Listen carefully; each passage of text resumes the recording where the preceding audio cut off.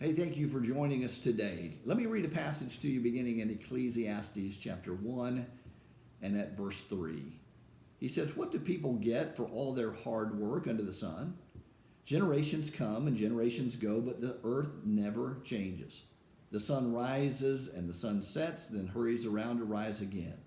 The wind blows south and then it turns north. Around and around it goes, blowing in circles.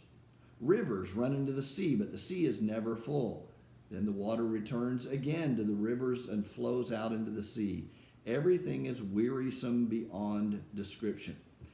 Now, some have read the book of Ecclesiastes and said it's the most depressing and discouraging book of the entire Bible.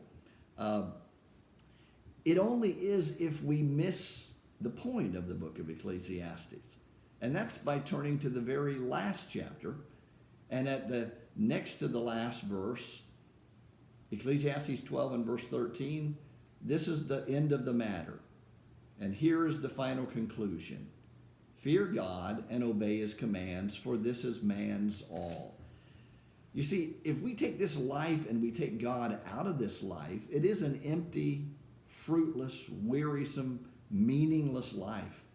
But he says that man's responsibility, man's all, is to fear God and keep his commandments. That's what I want to encourage you with today. Fear God, keep his commandments. That's man's responsibility. Even though it may seem like, oh, my world just keeps going on and it's so wearisome and so toilsome, look at God and look for the answer in God. Turn to him, rely on him, trust in him, and God will carry us through this mess as well. Thanks for joining us today. Join us again tomorrow. We'll have some more to say.